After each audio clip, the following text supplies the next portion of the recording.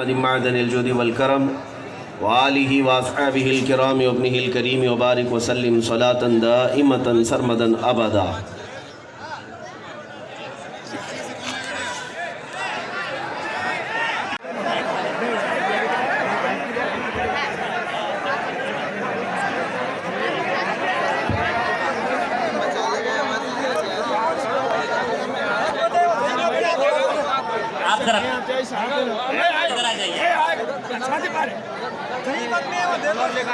باپ کے قاتل کو بھی وہاں چھونے کی اجازت نہیں ہے، لیکن اسی حرم میں بلکہ غلاف کعبہ میں اگر چھپے ہوں تو نبی قتل کرنے کا حکم دے رہے ہیں۔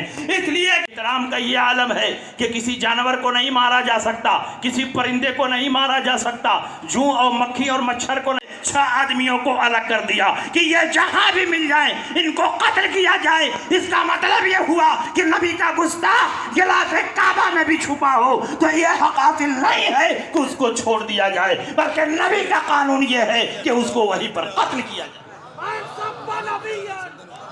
یہ بندگی ہے یا نبی سلام علیکہ، یا رسول سلام علیکہ، یا حبیب۔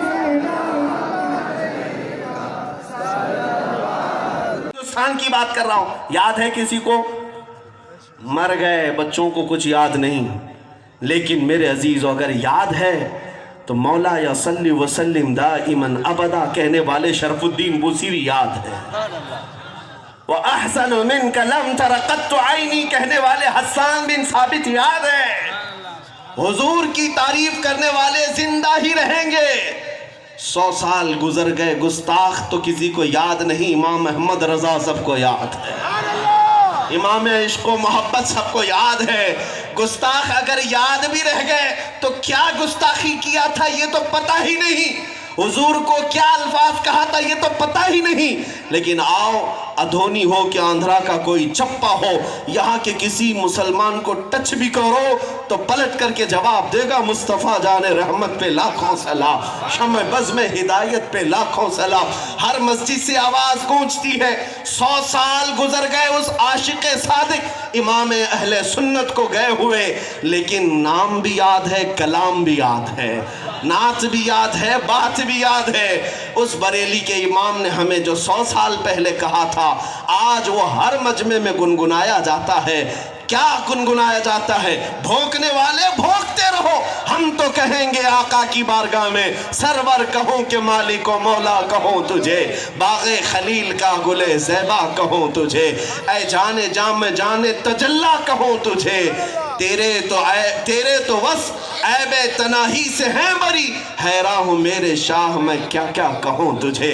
سارے اچھوں سے اچھا سمجھیے جسے، ہے اس اچھے سے اچھا ہمارا نبی، سارے اونچوں سے اونچا سمجھیے جسے، ہے اس اونچے سے اونچا ہمارا نبی۔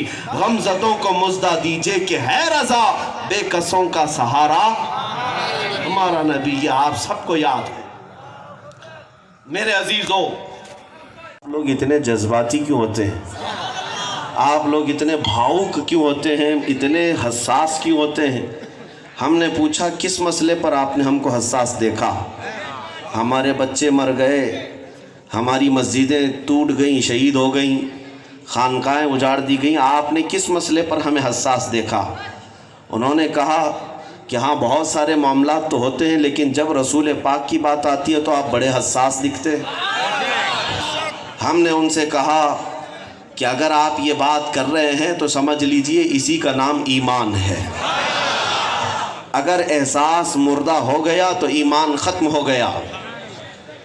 اگر رسول پاک صلی اللہ تعالیٰ علیہ وسلم کے نام پر آج بھی یہ قوم حساس ہے، سینسیٹیو ہے، تو اس کا مطلب ہے کہ ایمان والوں کی کثرت آج بھی موجود ہے۔ عزیزان گرامی، رسول پاک صلی اللہ تعالیٰ علیہ وسلم سے جو ہماری والہانہ عقیدت و محبت ہے، اس کی کوئی نہ کوئی وجہ تو ہے۔